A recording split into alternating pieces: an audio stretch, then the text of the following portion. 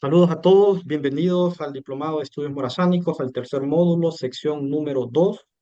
Hoy vamos a seguir platicando un poco sobre Francisco Morazán y el periodo que estuvo durante la Federación Centroamericana y vamos a avanzar también en lo que es la parte del contexto histórico de su fusilamiento, que nos interesa bastante. Es para la Secretaría de Educación y la Universidad Nacional de Agricultura un verdadero privilegio contar con su presencia el día de hoy, sábado. Sabemos de sus diferentes actividades, ¿verdad? Estamos finalizando años, sé que muchos docentes están llenando notas, mandando cuadros, ¿verdad? Pero valoramos la presencia de ustedes el día de hoy. Nos acompaña el maestro Vladimir de la Cruz, lo presentamos el día de ayer, pero lo voy a presentar el día de hoy porque sé que algunos no se pudieron conectar el día de ayer, ¿verdad? El maestro Vladimir de la Cruz es historiador, es egresado de la Universidad de Costa Rica, es docente universitario por más de 43 años, desempeñó diferentes cargos de dirección académica en la Universidad de Costa Rica, en la Universidad Nacional, director de la Cátedra de Historia e Instituciones de Costa Rica, director del Instituto de Estudios de Trabajo y Escuela de Administración, decano de la Facultad de Ciencias Sociales. Ha recibido dos premios nacionales por su trabajo académico investigativo. Fue presidente de la Editorial Costa Rica y del Museo Calderón Guardia. Fue candidato a la presidencia de su país en las elecciones de 1998, 2002 y 2006. Fue embajador de Costa Rica en la República Bolivariana de Venezuela. Fue miembro de la Junta Directiva del Proceso de Concertación y miembro de la Junta de Notables convocados por los presidentes Miguel Ángel Asturias y Laura Chinchilla. Recibió el Premio Nacional Aquileo J. Echeverría en la rama de Historia y el Premio Cleto González Víquez de la Academia de Geografía e Historia de Costa Rica. Fue fiscal de la Asociación de Autores de Obras Literarias, Artísticas, Científicas de Costa Rica, jurado de premios nacionales, miembro de consejos editoriales de revistas, miembro de la Junta Directiva de la Imprenta Nacional, de la Editorial Costa Rica y su presidente, miembro de la Junta Directiva del Museo Rafael Ángel Calderón Guardia y su presidente. Actualmente secretario de la Academia Morista Costarricense y miembro del Consejo Universitario y presidente de la editorial de la Universidad Nacional Estatal a Distancia. Sus estudios y publicaciones se recogen en múltiples artículos de revista y en más de 25 libros como autor y coautor. Participa en foros, entrevistas, conferencias, seminarios, congresistas nacionales e internacionales, programas de radio y televisión para hablar de temas específicos de historia y analizar los aspectos de la situación nacional e internacional. Y como lo dije ayer, lo reitero hoy, es de los historiadores internacionales más accesibles que tenemos, ¿verdad? Así que para nosotros es un verdadero privilegio, maestro Vladimir. Mandamos micrófonos hasta la ciudad de San José, Costa Rica. Muchas gracias, Daniel, y muy buenas tardes a quienes nos acompañan hoy. Ayer hicimos un recorrido muy general, pienso yo, sobre Morazán, obviamente, sin haber, digamos, concretado algunos aspectos relacionados con Costa Rica, justamente para dejar esos aspectos hoy, y también sobre la República Federal en su conjunto, que es importante. Porque la obra de Morazán está ligada no solo al ejercicio de jefaturas de Estado que él tuvo en nuestros países, sino también a la conducción que él tuvo al frente de la República Federal. Lamentablemente, la República Federal no tuvo un buen suceso y un buen desarrollo. En ello jugaron, digamos, factores muy particulares y muy importantes. Primero, en cada uno de nuestros países, exceptuando Costa Rica, se desarrollaron fuerzas liberales y conservadoras poderosas y que se mantenían como partidos internos al interior. La República Federal, en su estructura general, no pudo evitar la existencia de esos movimientos políticos en cada uno de los países locales, El Salvador, Honduras y Guatemala particularmente. En Nicaragua también lo sabía, pero no tienen el nivel de conflictividad durante este periodo de la República que sí existe en El Salvador, en Honduras o en Guatemala, no en Costa Rica. Costa Rica tuvo sus conflictos aparte, pero no fueron trascendentes, digámoslos, al interior de la República Federal. Nosotros, en cierta forma, en el caso costarricense, yo podría decir que Costa Rica no fue, ¿cómo decirlo?, intensamente unionista, pero tampoco fue antiunionista. ¿Por qué? Porque con todo lo que la República Federal exigía, Costa Rica trató de cumplir. Digamos, en ese nivel estábamos proclives a estar ahí con todo. Pero en los otros estados la situación no era así porque habían muchas rencillas, muchos odios internos, muchas rivalidades, muchas cuestiones importantes. La República Federal Centroamericana, digamos, no tuvo esa característica de bandos liberales y conservadores como sí los había en cada país. La federación en ese sentido no tuvo, digamos, una situación definida políticamente porque se impuso en su ejercicio la realidad de lo que acontecía y la realidad de quienes lo gobernaban, la gobernaban. Por supuesto que desde 1823, que se declaró la independencia del 1 de julio de 1823 y que el 1 de octubre de 1824, que el Congreso que se había convocado, el centroamericano, había ratificado la independencia de Centroamérica, eso impulsó a la creación de las Provincias Unidas de Centroamérica, que pasó a denominarse luego República Federal de Centroamérica. Y digamos, en las primeras avances se constituyó con gobiernos como el triunvirato, la forma de gobierno. Después empezaron a ejercer gobierno personalidades muy destacadas de Centroamérica, pero al mismo tiempo muy controvertidas en las luchas internas de sus países que repercutían en contradicciones al interior de los otros países y el mismo desarrollo de la federación.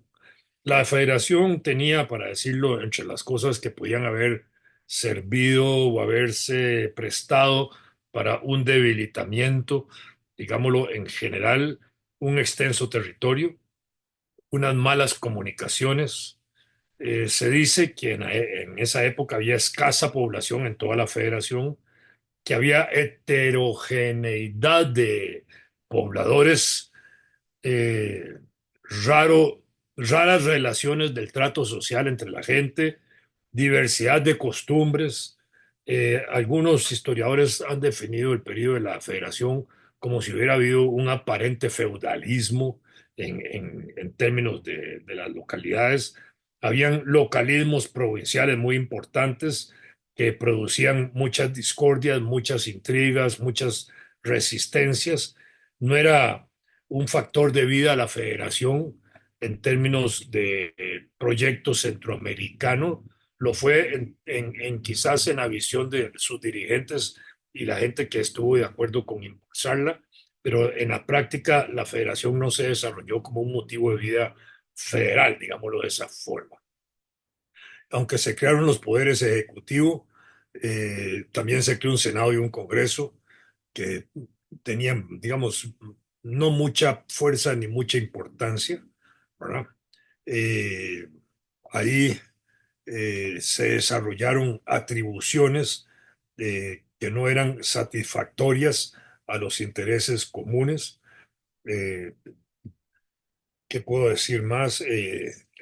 La federación por sí misma se desarrolla y al mismo tiempo se fortalecen las constituciones de los estados que la integran, entre ellos el 12 de junio de 1824 El Salvador declara su constitución, 21 de enero de 1825 lo hicimos nosotros en Costa Rica, 21 de octubre del 25 lo hicieron, perdón, el 11 de octubre lo hicieron ustedes, los hondureños, el 11 de diciembre, perdón, el 11 de octubre del 25 fue Guatemala y el 11 de diciembre fue Honduras y el 8 de abril de 1826 lo hizo Nicaragua.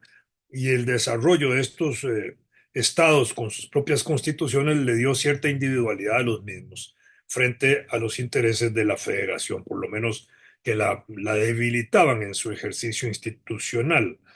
De hecho, en ese sentido, la República, como la República Federal, en términos generales, se endeudó sin que hubiera, digamos, una repercusión importante de esos endeudamientos hacia los estados. Eso fue un factor importante. No permitió el desarrollo de la federación, el estímulo de puertos, la construcción de puertos locales, porque todo se centralizaba, el comercio se centralizaba a través de la federación, los tratados se centralizaban a través de la federación, entonces no estimuló la fortaleza de los estados que formaban parte en ella, que fueron factores que de una u otra manera contribuyeron a debilitarla, ¿verdad? Y eso se mostraba en el ejercicio y en la lucha que había por la presidencia de la federación, en los pocos presidentes que la dirigieron, y en el papel del clero que se movía por debajo en contra especialmente de los liberales al frente de los procesos de, internos de la federación. Y eso estimuló luchas, guerras, resistencias internas que hicieron que de muchas formas la federación técnicamente no fuera a avanzar mucho y provocó que incluso en 1830 Nicaragua se saliera a poquito tiempo de salir. Más tarde vuelve a reafirmar su salida en 1838 cuando lo hicieron también en agosto en Nicaragua, el 30 de mayo del 30. Eh, Nosotros en Costa Rica lo hicimos en agosto del 38, en Honduras se salió el 26 de octubre del 38 y Guatemala en abril del 39, de manera que ya ese era un proceso de desintegración. ¿Qué nos queda de eso? Y nos queda el recuerdo de un esfuerzo y de un intento muy importante por haber constituido una unidad política regional que orientara en la búsqueda de lograr un progreso colectivo para todas las regiones, lo que no se logró. Desde otra perspectiva, en el contexto de la federación, hubo ayuntamientos en Salvador, por ejemplo, que estaban técnicamente en contra, otros no. Hubo procesos que desarrollaron intenciones de separación en algunos países, como en El Salvador. Eh, Costa Rica, eh, cuando se anexa al Imperio Mexicano, ya no tenía ningún sentido haberse anexado.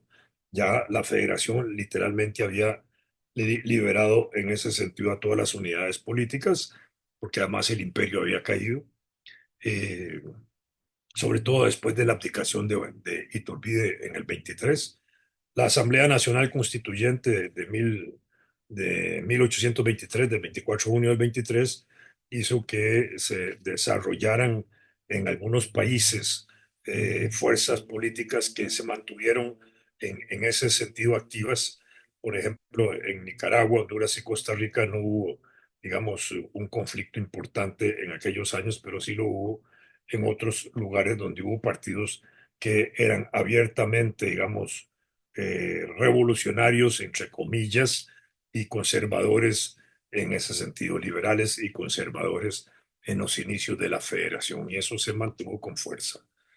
Eh, y esto es una cosa que deberíamos considerarla para valorar, digamos, lo que es parte de eso. El fracaso de la federación, entonces, se debió, entre otras cosas, a la ausencia también de una justicia y un derecho que operara de manera importante, a la constante violación que se hacía de la constitución política de la federación, que ayer se cumplieron los 200 años de su existencia, de su proclamación, digámoslo así, el incumplimiento de los pactos que no se realizaban, por las ambiciones, las intrigas, los odios que se fueron desarrollando al interior de la federación entre distintos líderes regionales y locales, que no permitió.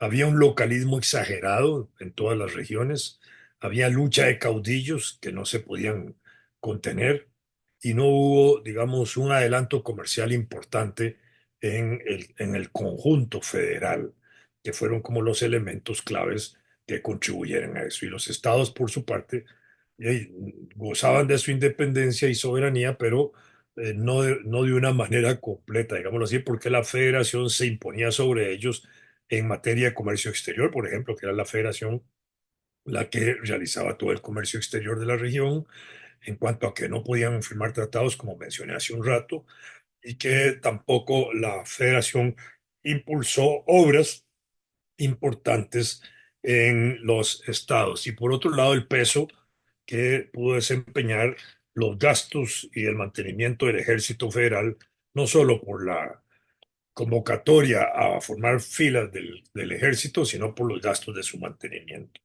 De manera que en ese sentido, esas son, digamos, causas que podrían considerarse elementos importantes de esto.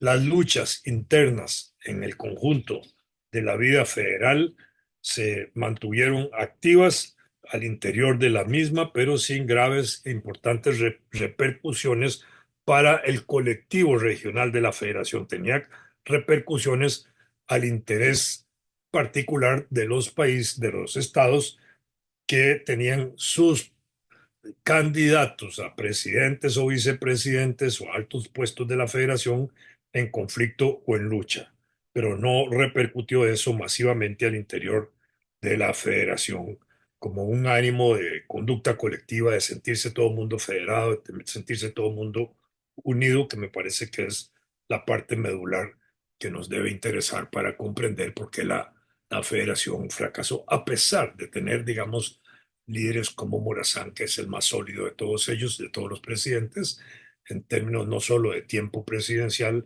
sino de proyectos que impulsaba canalizar, pero que al canalizarlos de alguna manera violentaban, digamos, las prácticas locales o atizaban en favor de los conflictos internos entre liberales y conservadores con motivo de las distintas situaciones. El caso costarricense, bueno, era ligeramente diferente. Estábamos más alejados del contexto de la federación, participamos de la federación con intensidad y con debilidad en muchos casos, pero ahí estuvimos y finalmente, digamos, en el caso costarricense, se fue desarrollando la formación del Estado Nacional, del Estado costarricense, entre 1821 y 1841, hasta el periodo de Carrillo. Y ese periodo pues, se fue consolidando casi de una manera independiente a los intereses de la federación. Carrillo, que fue entre Juan Mora Fernández, que fue nuestro primer jefe de Estado, que gobernó 10 años hasta 1833, fue muy importante para la consolidación de políticas educativas de carácter popular general, mujeres y hombres, o varones y niñas, y para la construcción de los poderes de Estado, poder ejecutivo, legislativo y judicial, que se impulsan con la Constitución de 1823, pero de 1825, y con las políticas también regionales que existían de la misma estructura de poderes públicos.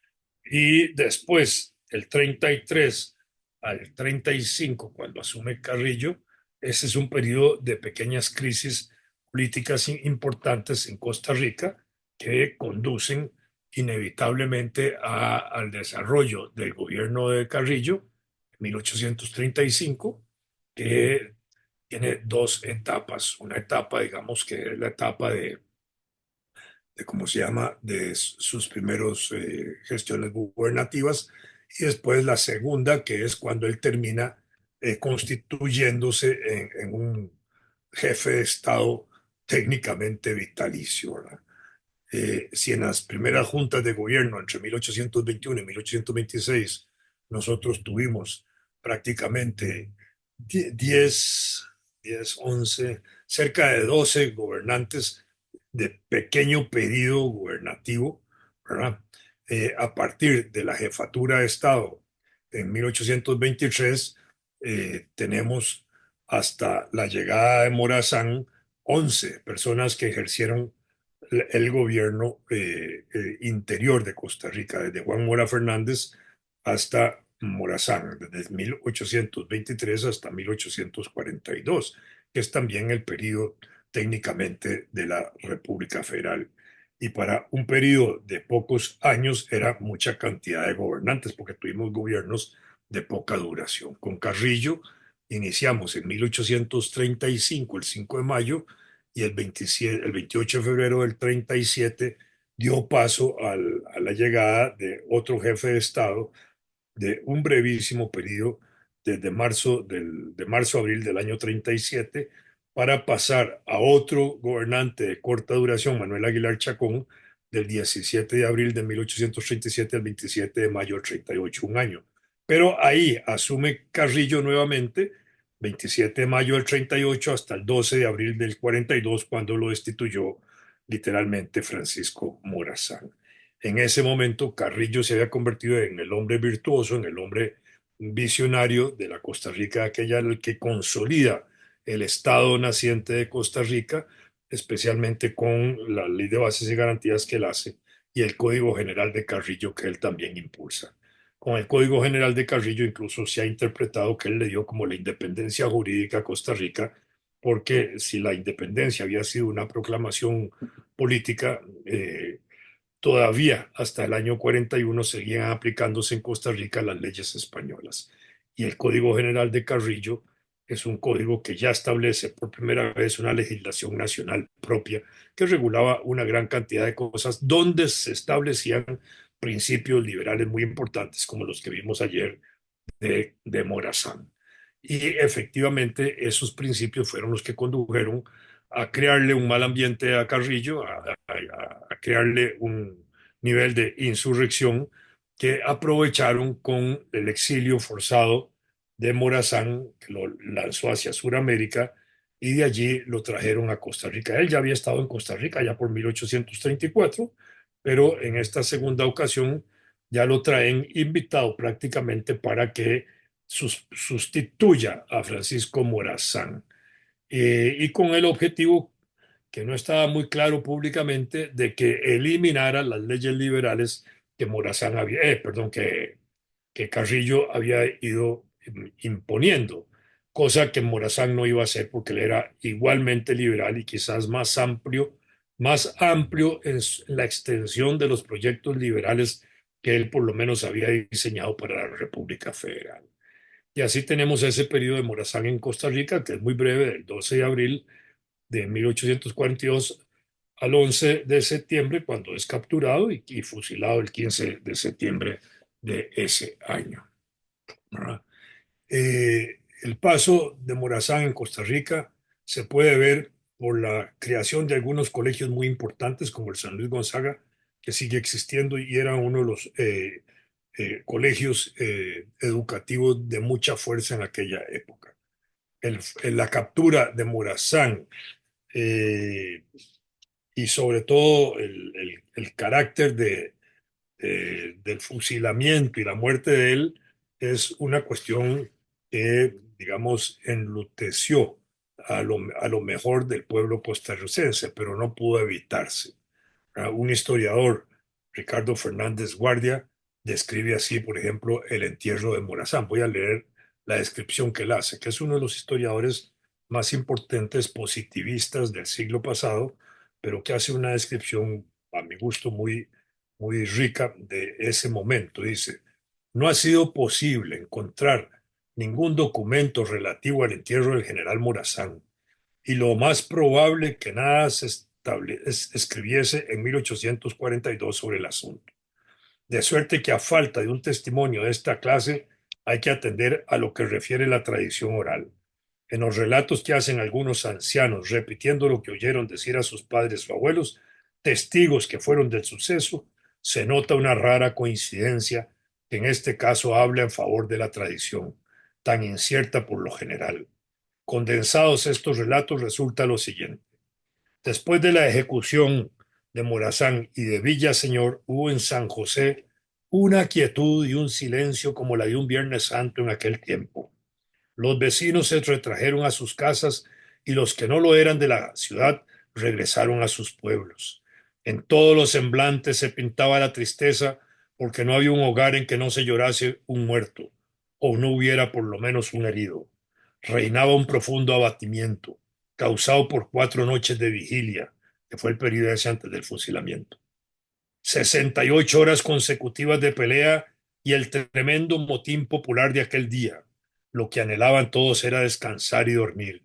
A nadie se le ocurrió celebrar la victoria y mucho menos la muerte de los dos generales, cuyos cuerpos yacían exámenes en la plaza donde se desplomaron al sonar la descarga que les quitó la vida. Tan solo unos cuantos, movidos por macabra curiosidad, fueron a ver los cadáveres alumbrándoles el rostro con linternas porque ya había entrado la noche, pero sin atreverse a tocarlos en ausencia de la autoridad.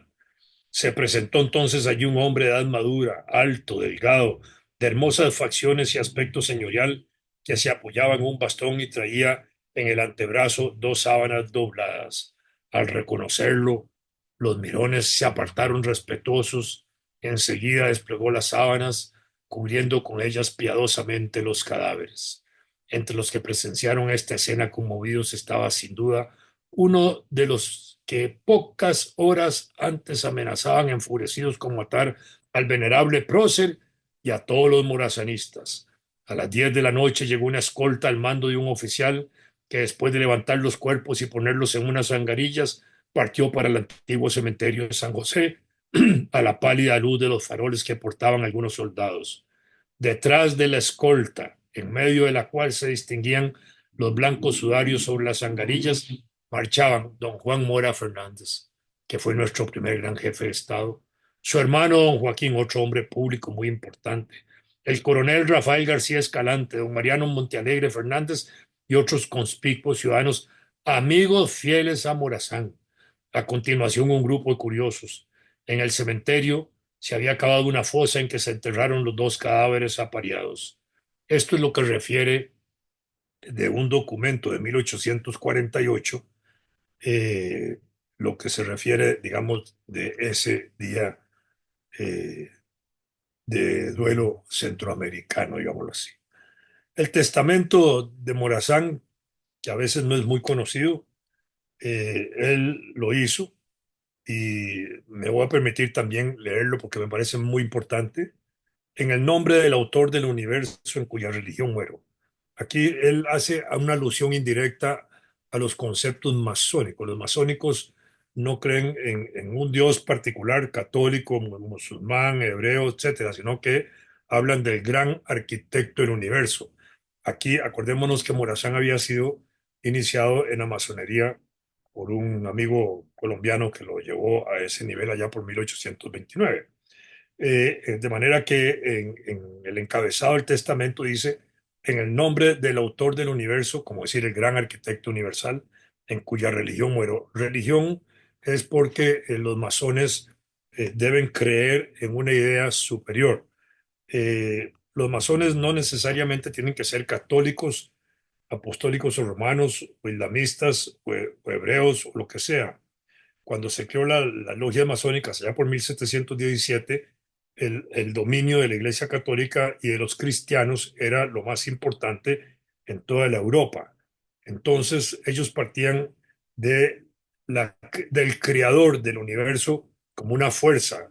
Por supuesto que en la religión católica era Dios y en otras religiones también, pero en el campo de la masonería, por la liberalidad con que se podían organizar los masones, donde podían haber de distintas creencias políticas, religiosas, etcétera, se estableció una idea de gran arquitecto superior, de gran arquitecto de la naturaleza, una idea de un creador de la naturaleza. Pregunta: ¿un ateo podría ser masón? Yo diría que sí. ¿Por qué? Porque el principio del ateísmo no es solo la negación de Dios. Podrían pensarse que los no creyentes podrían tener un principio de vida sobre aquella ley que dice que la materia no se crea ni se destruye, es decir, un principio de vida en la misma energía misma.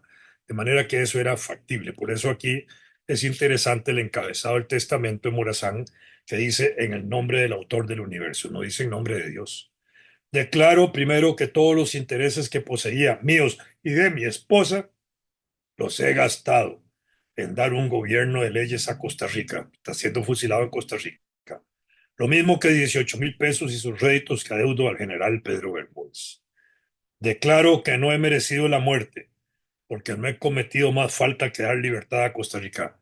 Libertad a Costa Rica porque él fue llamado justamente a tumbar a Carrillo, a quien ya se le consideraba un dictador porque se había declarado jefe de Estado vitalicio, y en esa condición quitar a un jefe de Estado vitalicio era establecer la libertad política y la libertad electoral y constitucional, digámoslo de esa manera, en el país, ¿verdad?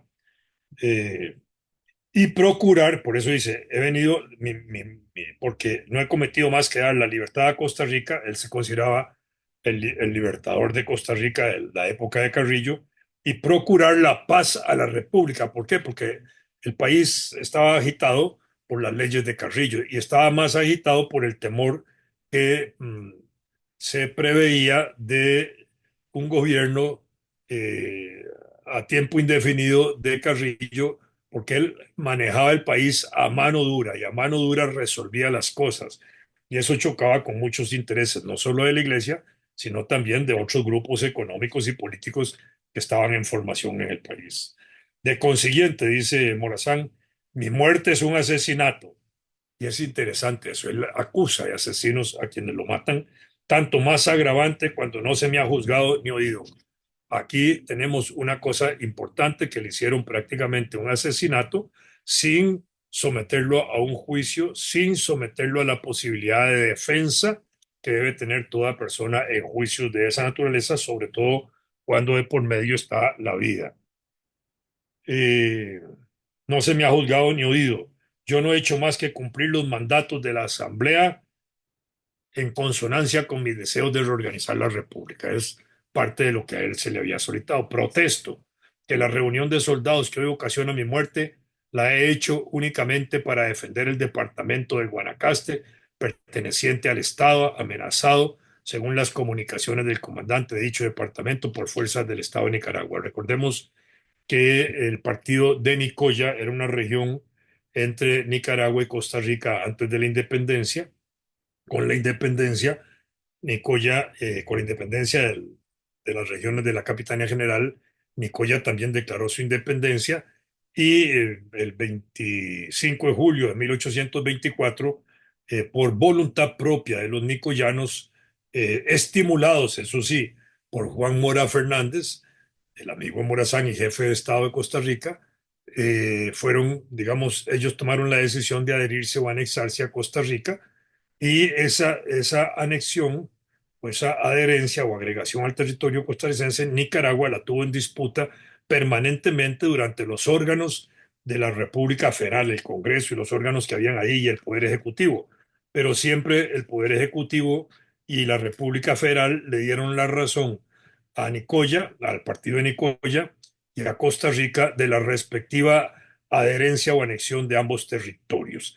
Pero Nicaragua seguía insistiendo en la defensa de ese territorio y en la apropiación que reclamaba. Por eso él dice, aquí Morazán dice, que protesta por la reunión de soldados que hoy ocasiona mi muerte, que he hecho únicamente para defender el departamento del Guanacaste, que pertenece al Estado de Costa Rica. No, no dice que Estado de Costa Rica, pero es al Estado de Costa Rica. Ya estaba incluso reconocido como un departamento de Costa Rica desde 1835, porque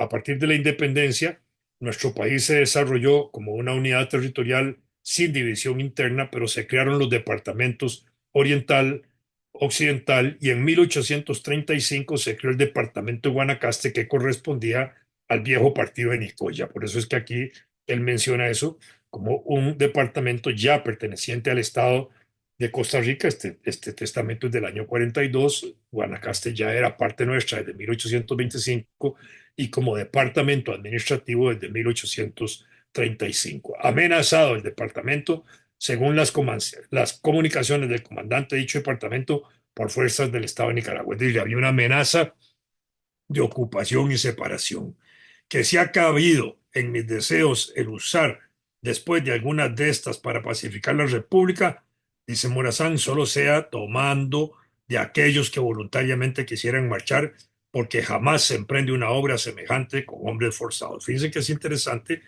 que él, en este caso, está hablando de una situación particular del Estado de Costa Rica, donde cree que para ir a defender al Guanacaste no hay que llevar fuerzas militares a la fuerza, pues circunscritos a la fuerza, sino voluntarios. Cuando estábamos en el periodo de la República, había casi una obligatoriedad de mandar soldados, y algunos y se mandaban obligadamente, pero aquí estamos hablando ya de una situación en que en este caso es muchísimo más laxo Morazán de entender que un ejército no se puede constituir con gente que forzadamente va a combatir, porque de pronto también le meten tiros a quienes lo dirigen. Declaro, dice él, que el asesinato se ha unido a la falta de palabra que me dio el comisionado Spinach de Cartago de salvarme la vida. Eso era muy frecuente en el país.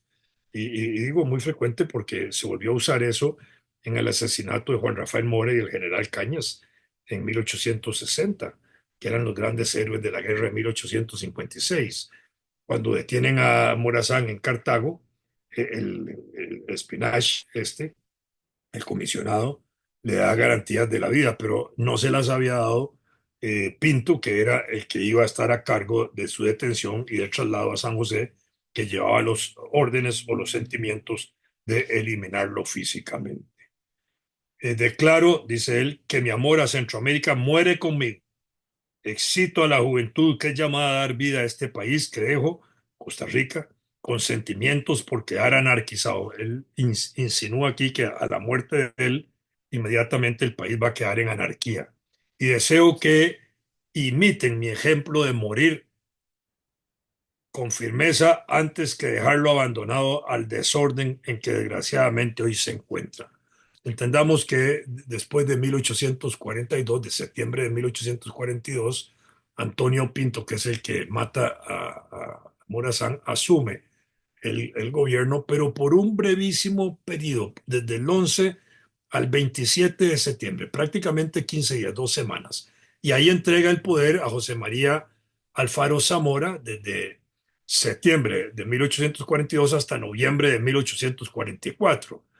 Y José María Zamora entrega el poder en noviembre del 44 hasta diciembre del 44, que gobierna, un periodo también corto. Igualmente lo recibe corto, por un periodo corto, Rafael Moya Murillo, del 17 de diciembre del 44 al 30 de abril del 45.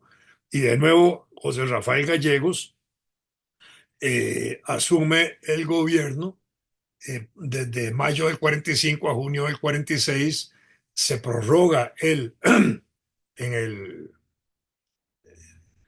no, ahí no se prorroga. Inmediatamente asume el gobierno José María Alfaro Zamora en junio del 46 hasta mayo del 47. Fueron gobiernos cortos lo que siguieron, que es lo que prevé y visualiza Morazán cuando habla de anarquía, porque después entra José María Castro Madrid y asume el gobierno en ese periodo de mayo-agosto del 48, que es cuando ya se desarrolla la República de Costa Rica y poquito tiempo después asume también la presidencia de la República Juan Rafael Mora Porras. Pero eso es un periodo corto que Morazán técnicamente lo, lo visualiza por quedar anarquizado. Dice, el país va a quedar anarquizado y efectivamente después de Morazán tenemos eh, siete gobernantes en un breve plazo, ¿verdad? Ya después se normaliza todo a partir de 1847. De hecho, a partir del año 47 en adelante, hasta hoy prácticamente, hay procesos electorales que cambian cada 4 años, gobernantes o partidos gobernantes. Y eso es una característica de un país como el nuestro que tiene una gran estabilidad política en ese sentido. Sigue el testamento de Morazán. Declaro que no tengo enemigos, ni el menor rencor llevo al sepulcro contra mis asesinos, que los perdono y deseo el mayor bien posible. Muero con el sentimiento de haber causado algunos males a mi país, Honduras, aunque con el justo deseo de procurarle su bien. Y este sentimiento se aumenta porque cuando había rectificado mis opiniones en política y en la carrera de la revolución, creía hacerle el bien que me había prometido para subsanar de este modo aquellas faltas que me quita la vida injustamente. El desorden con que escribo por no habérseme dado más de 3 horas de tiempo para morir me había hecho olvidar que tengo cuentas con la casa de Marcial Benet de resultas de cortés de madera en la costa norte, en las que considero alcanzar una cantidad de 10 a 12 mil pesos que pertenecen a mi mujer en retribución de las pérdidas que ha tenido en sus bienes pertenecientes a la hacienda de Jupuara y tengo además otras deudas que no ignora el señor Cruz Lozano. Quiero que mi testamento se imprima en la parte que tiene relación con mi muerte y los negocios públicos. Morazán pidió que se le permitiera dirigir una circular a los gobiernos de los demás estados de Centroamérica, pero no se le concedió ese derecho. Entonces, aquí tenemos esa visión final, digamos, de la muerte de Morazán, como se describió, eh, lo que también se conoció aquí en Costa Rica como un crimen espantoso, ¿verdad? Que ocurrió por este tipo Pinto, ¿verdad?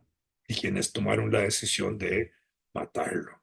Pero ese es el final, digamos, de Morazán. Morazán cayó como caen los próceres, de cara al sol, como mártir, con el ceño fruncido, decía una crónica, pero con su frente alta, como tratando de mirar por última vez los confines de su querida patria centroamericana. Tuvo el valor de decirle al pelotón que lo iba a fusilar la voz de fuego, que manejado por manos nerviosas no concluyó su criminal cometido, por lo que tuvo que ser rematado con un tiro de gracia. Esto es interesante porque eso indica que hubo soldados que estaban en el pelotón de fusilamiento que no querían matarlo. Al cementerio lo acompañaron los cuatro próceres de Costa Rica: Juan Mora Fernández, primer jefe de Estado. Eh, Incluso en el mismo año de 1842, Mora Fernández le sirvió de cargo de vicejefe de Estado. Su hermano don Joaquín, que era un enemigo de Carrillo, don Mariano Montealegre, que era un primer ingeniero graduado que ejerció su profesión en el país, y el coronel Rafael García Escalante, que en una guerra anterior en Costa Rica había comandado las fuerzas de Carrillo que vencieron a los insurrectos de Heredia y Cartago, que eran separatistas en términos de la Unión Centroamericana y de la independencia de Costa Rica. Eh, Esos cuatro personajes jugaron ese papel de acompañar a Morazán y a Villaseñor. Llevados ellos al patíbulo con el dolor de los que tan terribles circunstancias no habían perdido el juicio, como no lo perdió Morazán. Eh, en amplios sectores de la población de Costa Rica, Morazán era aceptado, apreciado. No es como algunas veces se le ha querido presentar, que era repulsado. Eso no es así. Entre otros, un gran intelectual costarricense, Rodrigo Facio, dice que no, nosotros no matamos a Morazán civil, sino al Morazán militar. Siempre se ha pensado que se le fue la mano en esa apreciación a quien fuera también rector de la Universidad de Costa Rica. Los ticos no matamos a Morazán, como tampoco a todos se nos puede indicar el asesinato de Mora y Cañas. Eso lo hicieron asesinos del Estado. Obviamente no los costarricenses. Morazán no fue muerto por los costarricenses, por un grupo de ellos que se empeñaron en quitarle la vida. Otros, en ese sentido, quienes lo mataron fueron los culpables. Así lo ha establecido la historia y conocemos sus asesinos. La magnanimidad que tuvo Morazán con Carrillo, permitirle salir al exterior, al exilio, no la tuvieron con él, ¿verdad? Eh, Eso es importante. Morazán fue magnánimo en la victoria, generoso con los adversarios, noble, de nobles antecedentes que nada le sirvieron a él para impedir su asesinato. Los cuatro próceres nuestros que lo acompañaron en esa etapa final, nuestro primer jefe de Estado y los otros que les mencioné, se enfrentaron a la canalla política que había perdido el juicio, que a gritos pedía el sacrificio del gran general Morazán. Esos fueron los últimos momentos de Morazán en Costa Rica. La federación prácticamente ya había caído. El fusilamiento de Morazán se produjo un 15 de septiembre, día que se celebraba la independencia en la vieja tradición. Y ese día no fue un día de independencia, sino un día de dolor muy importante en el caso de Costa Rica, ¿verdad? Eh,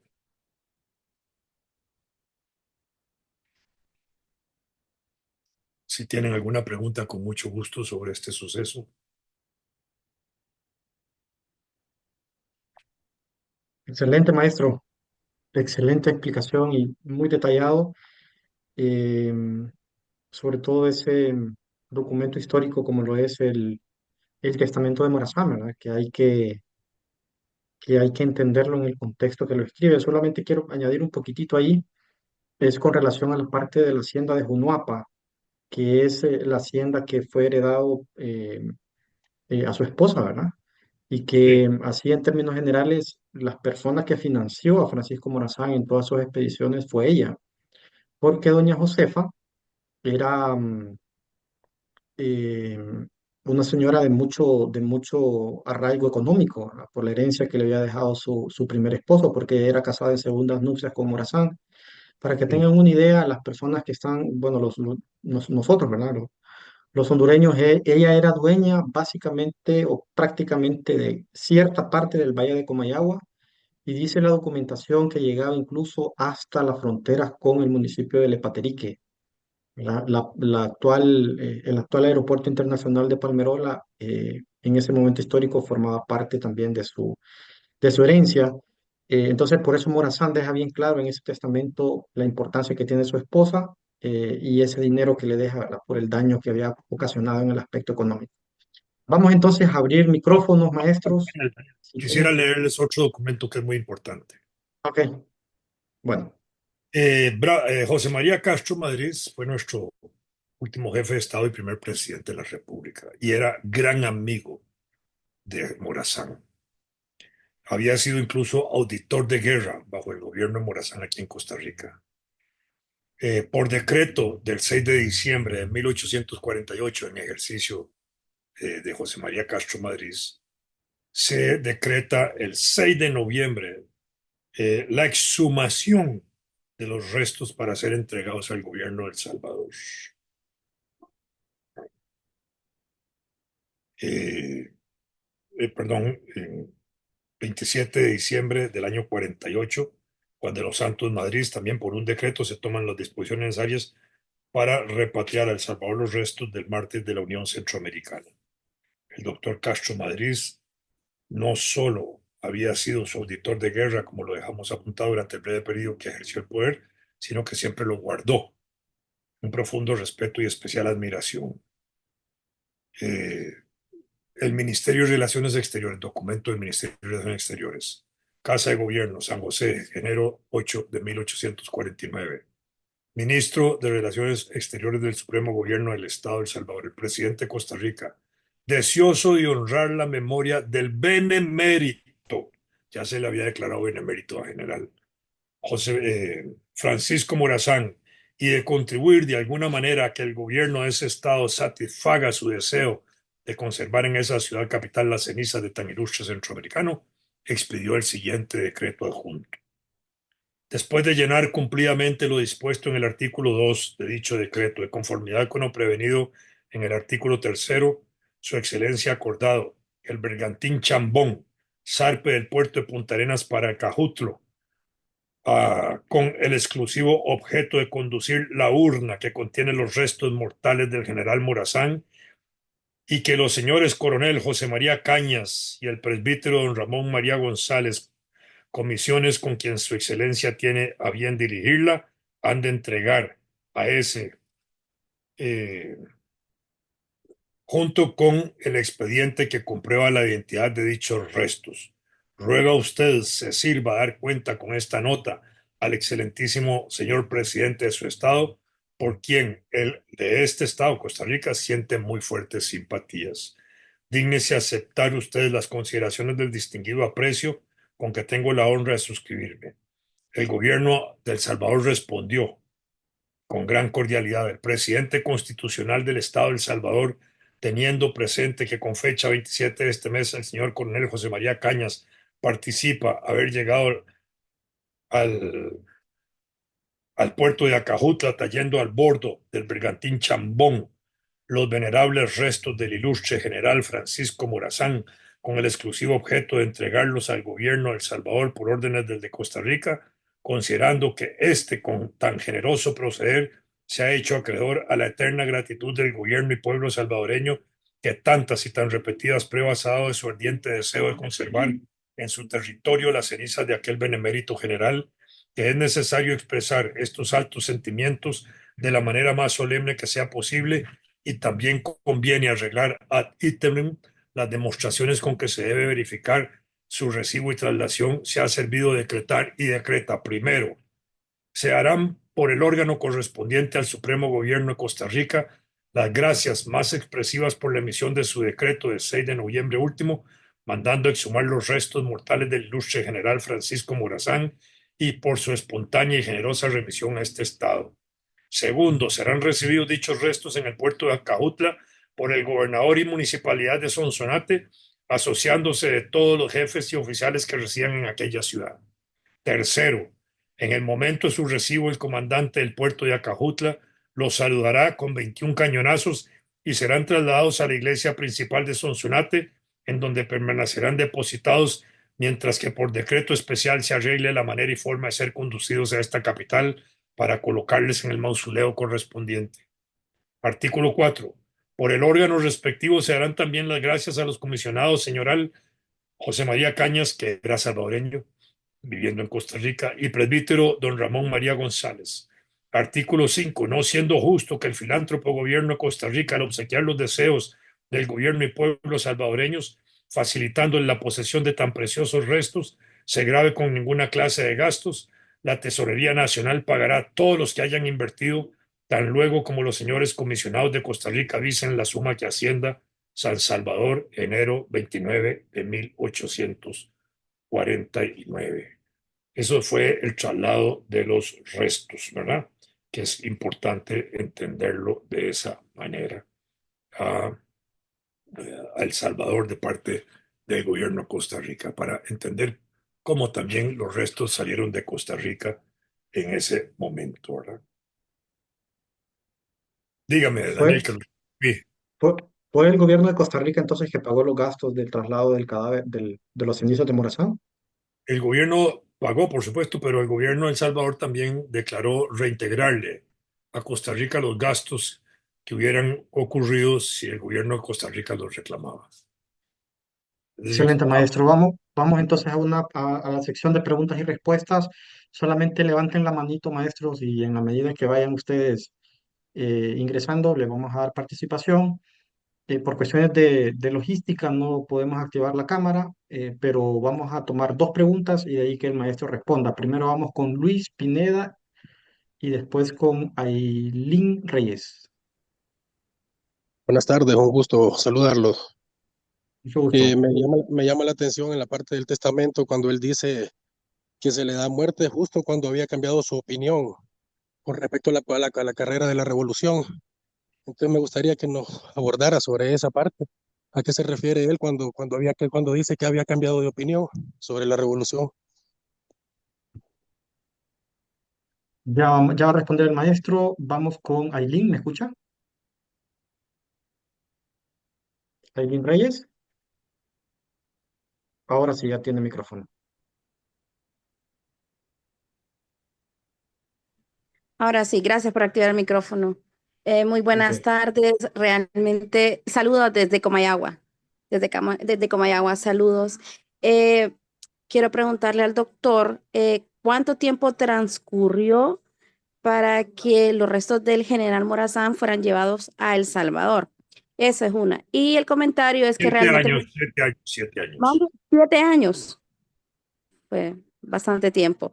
Eh, y el comentario es que realmente me siento muy feliz de saber de que en Costa Rica no se le tiene aprecio y cariño a lo que es la vida del general Morazán, lamentablemente aquí en la historia, y es cuando ya lo vi en la escuela hace mucho tiempo, de que siempre se le mencionaba como que en Costa Rica se le había dado muerte y que realmente por eso es que se le había matado porque no era querido.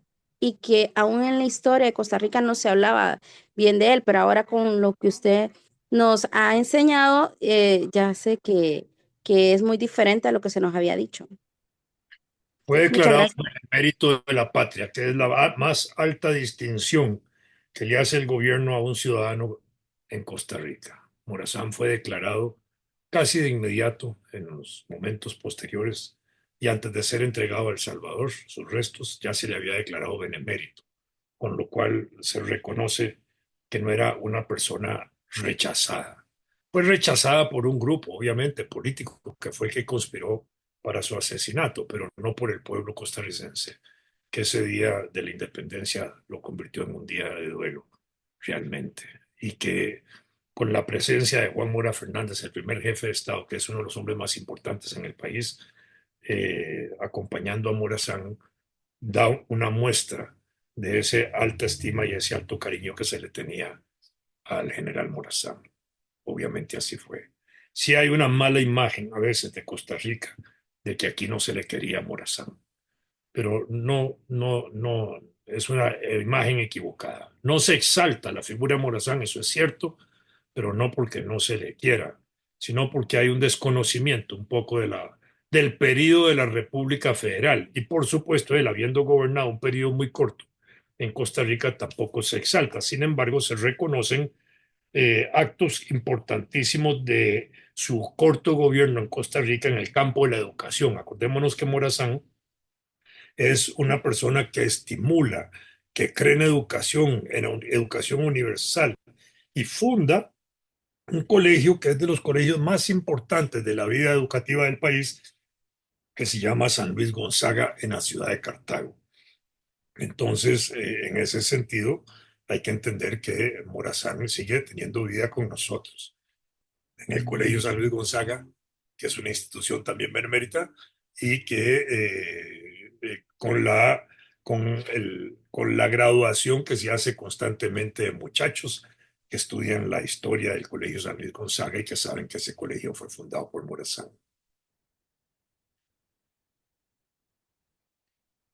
Otra interrogante, maestro, la de Luis.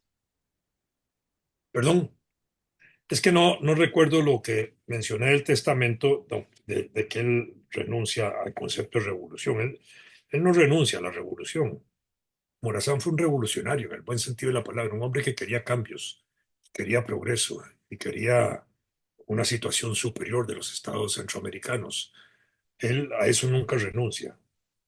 Él se encuentra, digamos, en vísperas de su muerte y sabe que ya no puede continuar en esos propósitos, ¿verdad? No es que él ha cambiado nada, ni él quiso cambiar desde Costa Rica al gobierno de Costa Rica pensando que desde aquí iba a impulsar su revolución, una revolución que también había impulsado Carrillo, que no era aceptada por los costarricenses, para lo cual trajeron a Morazán, aprovechando las contradicciones que había en la federación y aprovechando quizás la propia personalidad de Morazán para que viniera aquí y desde aquí, sin que supieran quienes lo trajeron, que él iba a intentar reconstruir la federación. Y entonces quienes se oponían a Carrillo terminaron oponiéndose también a Morazán. Eso fue lo que pasó. Gracias, maestro. No sé si hay alguna otra pregunta. Hay maestros que están fuera en algunas aldeas o lugares donde no tienen wifi. Pueden hacer las preguntas escritas por mensaje, no hay ningún problema. Yo las leo para el docente. Eh, ¿Alguna otra pregunta, comentario con relación a este tema de la federación y el fusilamiento de Morazán en Costa Rica? Yo tengo Maestros. una última pregunta y va dirigida a cualquiera de ustedes dos que me pueda responder. ¿Qué tan cierto es que una vez que fue fusilado Morazán, el padre Trino Reyes mandó a replicar lo que son las campanas? Bueno, eso no está relatado en el documento que yo les leí de cómo se describe ese final de muerte de Morazán, pero es probable que hubieran replicado campanas, ¿verdad? Sí, Él lo de estaba. replicar campanas, sí, sí, eso es cierto. En una etapa histórica, el padre Reyes eh, estuvo a favor de las ideas de Morazán. Por eso. Ya después del periodo de la federación, no, ¿verdad? Entonces sí, eso es bastante cierto. Me preguntan, bueno, Alexander me pregunta por qué mandaron a El Salvador y no a Honduras. Eso lo vamos a dejar bien claro en el módulo número 4, con la historiadora francesa Catherine Lacasse, que ella ha investigado ese tema, ¿verdad? Wilfred Luis nos dice, bueno, aquí nos está citando la parte donde está el testamento, dice, muero con el sentimiento, bueno, la pregunta anterior, maestro, dice, muero con el sentimiento de haber causado algunos males a mi país, aunque con el justo deseo de procurarle su bien. Y ese sentimiento se aumenta porque cuando había rectificado mis opiniones en política en la carrera de la revolución. Está citando el testamento de Morazán. Sí, sí, yo lo estoy leyendo, Ujú. porque él dice, hey, Gracias, creí Luis. él es bien que me he prometido a la revolución, a la república, y ahí no lo logró. Pero eso es quizás, por decirlo así, un decir político. No es que él está renunciando a la revolución, es darse cuenta en vísperas a minutos de su muerte. Acordémonos que le dan 3 horas nada más para redactar su testamento. En vísperas de su muerte, él solo está pensando en que pudo haber hecho más por la República Federal, pudo haber hecho más por los ideales federalistas, unionistas, y que no lo pudo hacer. Creo que eso es lo que él está diciendo, es una especie de valoración que él hace, no porque él esté renunciando a la revolución morazánica, para decirlo de esa manera, ni mucho menos. Es un natural derecho a entender en ese final de vida que él pudo haber hecho cosas de otra manera que tal vez pudieron haberle evitado la muerte, pero no porque él hubiera renunciado a sus ideales liberales o a sus aspiraciones revolucionarias. Así es como yo lo interpreto, ¿no? Por eso yo no le di importancia a la hora de comentar el testamento a eso de había la posibilidad de haber rectificado opiniones en política, en carrera de la en la carrera de la revolución, porque uno puede equivocarse. En la vida política, todavía hoy y más hoy, los cambios son constantes y la gente tiene un derecho a rectificar sus opiniones políticas. Esto es un elemento de la vida política nacional. Toda la vida política el resultado de cambios que resultan de acuerdos políticos, de convenciones políticas, de cambios en la manera de pensar la política, en cambios de las propias personalidades, de sus propios pasos por el transcurso de las instituciones de Estado y políticas, donde creen que pudieron haber hecho una cosa de otra manera y no como lo hicieron, pero no, no es porque esté renunciando, eso es lo que yo quisiera enfatizar para que no quede esa imagen de que Morazán renuncia ante el miedo a la muerte o algo así, a haber rectificado toda su vida. Al contrario, está convencido de que va a morir y lo único que reclama es que fue injustamente asesinado, eso es todo. Gracias, maestro, nuestro colega Juan Pablo. Y bueno, Sí, hace la pregunta y de ahí vamos con sí. Juan Carlos. Mucho gusto, estimado Vladimir de la Cruz. Es un verdadero honor que nos acompañe en el Diplomado de Estudios Morazánicos. He estado atento a cada una de sus participaciones. Interesante todo el contexto que nos ha hablado y sin lugar a duda nos deja un soporte teórico intelectual con muchas respuestas a las interrogantes y nos llega a esta pregunta porque siempre me he hecho este interrogante. En el caso de Costa Rica, sabemos que Guatemala, pues por medio de Rafael Carrera en la historiografía, muchos historiadores guatemaltecos hicieron de Morazán una mala fama. En el caso de Nicaragua, pues Salvador Mendieta también explicó sobre el problema de los caudillos, en el caso del pensamiento liberal y conservador en el siglo XIX, esa lucha.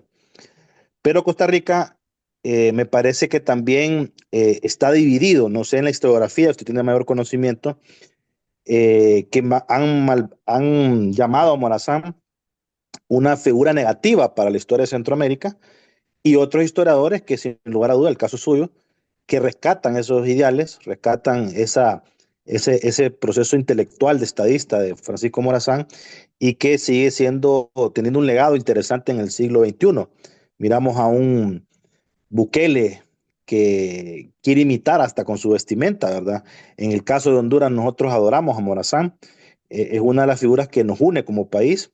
Y en el caso de Nicaragua, pues es muy aparte porque los nicaragüenses, la historia de la etapa republicana o el siglo XIX la apartan mucho por la revolución sandinista, que es una historia reciente.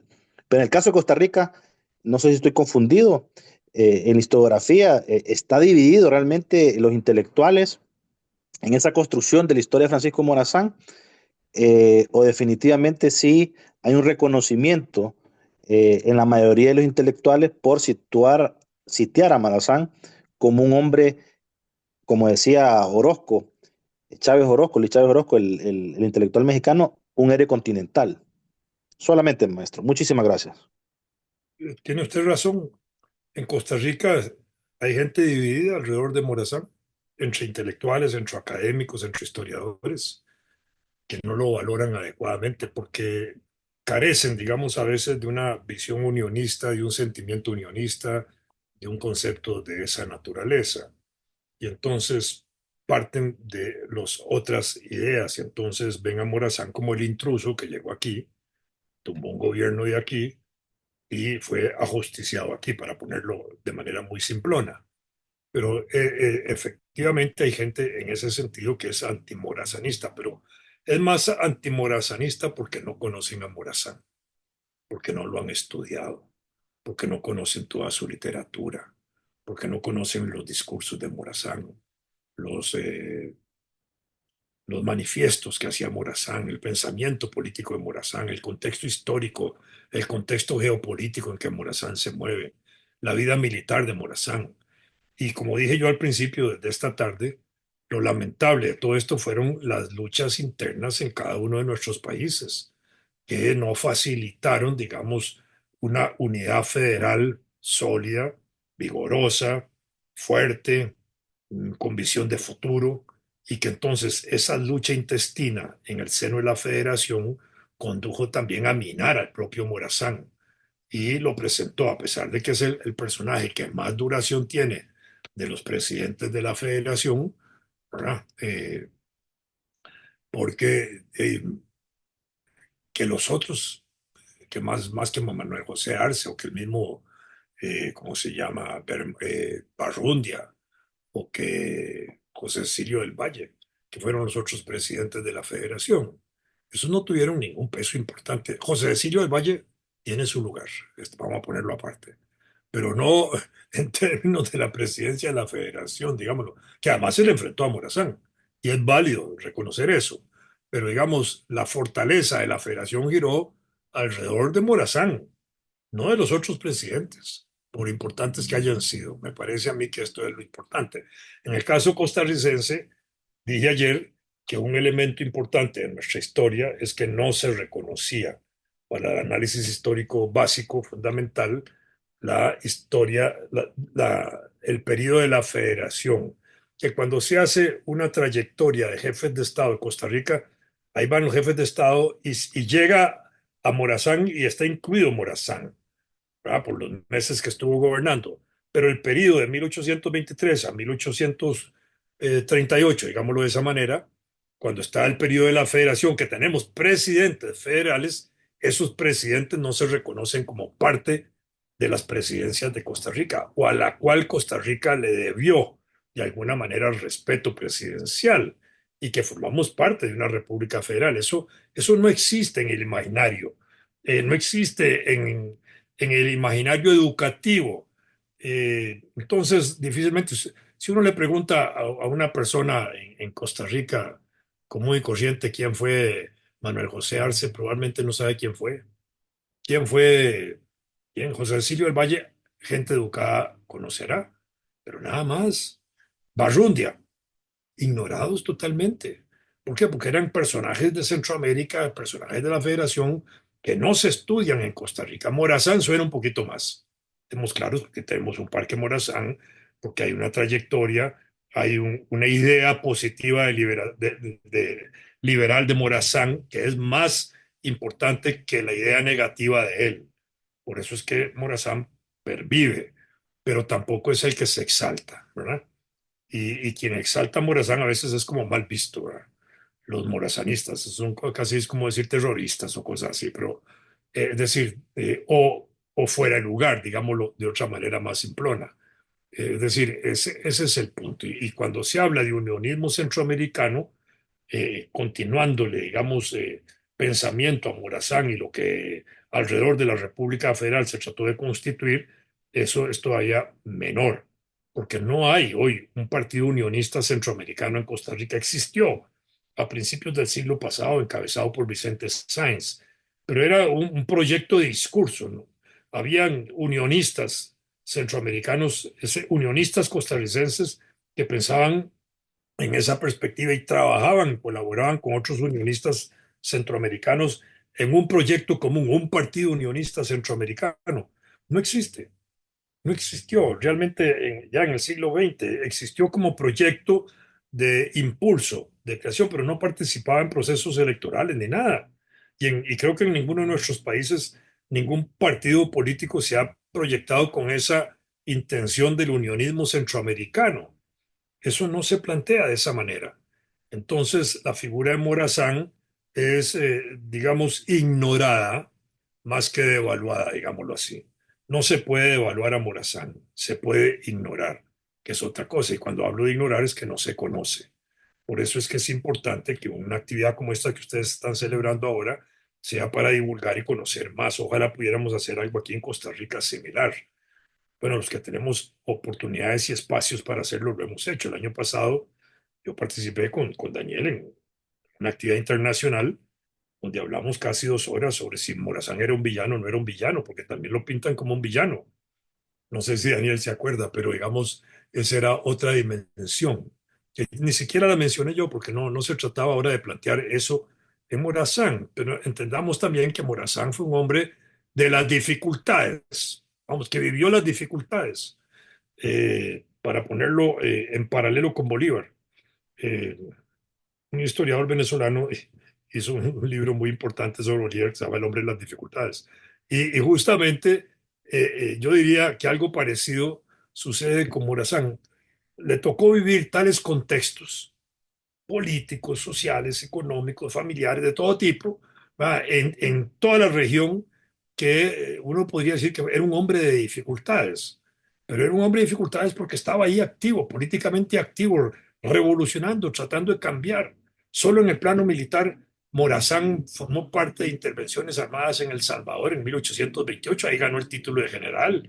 En 1829 lo hizo en Guatemala cuando triunfó en la batalla de las Charcas y ahí gobernó transitoriamente aquel gobierno de una manera político-militar, que después fue lo que repercutió para que él pudiera ser nombrado presidente en la República Federal en los dos momentos que lo fue, en 1830, 1834 y 1835, 1839. Y después de la desintegración de la República Federal y de la derrota de Morazán que experimenta en 1840 frente a Rafael Carrera, tuvo que exiliarse en Panamá y después en Perú. Y de ahí regresa a El Salvador, pero en su marcha se queda en Costa Rica, donde llegó a ser jefe de Estado. Entonces yo creo que esta es la visión, digamos, así, no sé, en círculo que podríamos ver de esto. Y digamos que Morazán, en esa carrera político-militar, llegó a alcanzar poder y una posición de privilegio, donde él hizo su propia lectura de las condiciones que afrontaba Centroamérica. Por eso es que en el testamento él puede decir, yo pude haberme equivocado en esa lectura. Hizo un espacio para que él, digamos, en las tensiones complejas, intensas, internas y extensas que habían, contradictorias en todo sentido, se hallaba en un proceso de construcción política que él quería legitimar, que era la República Federal. Y eso no se hacía tan fácilmente. Por eso es que él va reconociendo la nueva situación. Incluso cuando se separan aquel departamento de los Altos en Guatemala, y la federación termina aceptando el departamento de los Altos. ¿Por qué? Porque era parte de esas contradicciones que habían en algunos países. Morazán era consciente de que Centroamérica era un espacio que se estaba definiendo. Creo que ayer les dije a ustedes, y si no se los digo ahí, Costa Rica entre 1821 y 1871 tuvo 11 constituciones, pero Honduras también, Nicaragua también, Guatemala también, El Salvador también. No digo que tienen 11 constituciones, tuvieron un montón en ese mismo periodo. ¿Por qué? Porque es el periodo que arranca de la independencia hasta que se va constituyendo lo que llamamos para finales del siglo XIX el Estado Nacional. Y cada constitución, si las entendemos como proyectos, como programas políticos de un grupo que gobierna momentáneamente para establecer una constitución donde se define qué es el país, cuáles son sus límites, cuáles son, quiénes son sus ciudadanos, cómo se adquiere la ciudadanía, cuáles son los poderes públicos, cómo se adquiere el poder público, quiénes tienen derecho a aspirar a los poderes públicos, cómo se hace el proyecto, cómo se procede en la formación de las leyes, en ¿cómo se dice? Lo que puede y no puede hacer un poder político, todo ese tipo de cosas que se resumen en constituciones. Y alguien podría decir, pero tantas constituciones, sí. Si Daniel en este momento ahí nos busca en una carrerita en Google, en algunas cuantas constituciones tuvo Honduras, podemos ver que fue así. Y que entonces, vamos a decir, todas las constituciones eran diferentes. No, no son diferentes, son matices de diferencias que son las que caracterizan a cada grupo político que la impone y que le quiere dar con eso un sentido propio a la vida nacional, donde quieren operar esas constituciones. Entonces, esto es lo que es importante entender. Y él no estaba ausente. Si mezclamos ahora, ojo con lo que voy a decir, si mezclamos todo este conjunto de constituciones de Costa Rica y de El Salvador y de Honduras y Guatemala y de Nicaragua, en ese periodo de la federación vamos a encontrar que al interior de nuestros propios países hay un montón de reformas constitucionales importantes y de constituciones de corto plazo. Entonces ahí tenemos una situación ya muy particular y quizás más compleja para entender las dificultades que habían, que es algo de lo que les dije hoy, de que la Constitución Federal al final de cuentas no se pudo aplicar a plenitud en cada uno de nuestros gobiernos, en cada una de nuestras regiones. Y eso contribuyó a atizar de alguna manera los problemas de las contradicciones que agitaban el contexto general y avivar o a mantener vivas las contradicciones internas que eran las que minaban a la federación entre liberales y conservadores. Costa Rica no tuvo esa lucha de liberales y conservadores como la tuvieron el resto de los países centroamericanos. Morazán sí fue consciente de que Centroamérica era un espacio que estaba definiéndose y por eso le resultaba necesario que el proyecto que él impulsaba reuniera una serie de condiciones para ser viable. En ese sentido, era válido para Morazán recurrir a acciones que permitieran posicionar a Centroamérica ante cualquier demanda externa y al mismo tiempo darle fuerza para que los estados nacientes, cada uno de nosotros, pudiéramos integrarnos más ricamente. Eso no fue posible hacerlo de esa manera, por eso es que se desintegró la federación. En esa acción militar, Morazán era un militar, actuaba como un militar, ¿verdad? ¿Cómo decirlo de alguna manera? El propósito final de Morazán fue alcanzar un bien mayor, que era restablecer el orden interno. Eso él lo dejó plasmado en un documento que lo dirigió a los habitantes de Guatemala el, el 7 de enero de 1829, donde dijo, entre otras cosas, nos acercamos a vuestros hogares, no como enemigos, sino como amigos que vienen a aliviar los males que han sufrido por espacio de 2 años. Ni la venganza, ni el saqueo, ni el robo nos atraen. No venimos a destruir el Estado, sino a restaurar en él la Constitución, esa crisis constitucional que les he dicho a ustedes, y hacer respetar la ley que hemos jurado obedecer, ¿cuál? La de la República Federal. A dar la paz a la República. ¿Por qué? Porque Guatemala estaba inmerso en una serie de conflictos internos. He aquí nuestro único objeto, dice Morazán. He aquí nuestras únicas miradas. He aquí el motivo que nos puso a tomar las armas en la mano. Eso es importante. no se trataba de ir a esclavizar gente, sino a liberar gente. No se trataba de impulsar una guerra fratricida entre hermanos, sino a liberar de esas guerras fratricidas en las localidades centroamericanas a los hermanos centroamericanos para construir un proyecto unionista. Eso es lo que quería Morazán. Y yo creo que esto es lo importante. Yo pienso que así hay como valorarlo y verlo. Él trataba de consolidar un gobierno. No le fue posible en ese sentido, por más 8 años que gobernara. ¿Por qué? Porque las luchas internas minaban mucho todo el proyecto interno morazanista. Eso me parece a mí.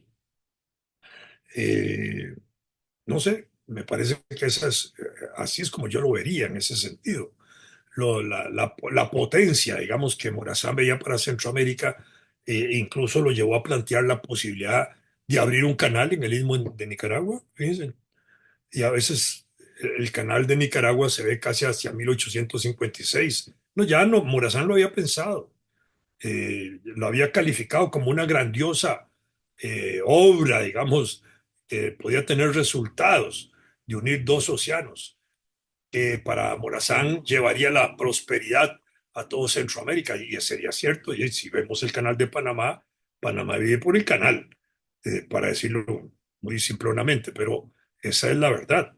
Pero estimuló tratados de amistad, de comercio y navegación a nivel federal y no a nivel local, porque la federación prohibía de alguna manera que esos tipos de tratados se hicieran por parte de los estados. Entonces, los progresos centroamericanos se convertían nada más en una invitación, en ese sentido, a los estados centroamericanos.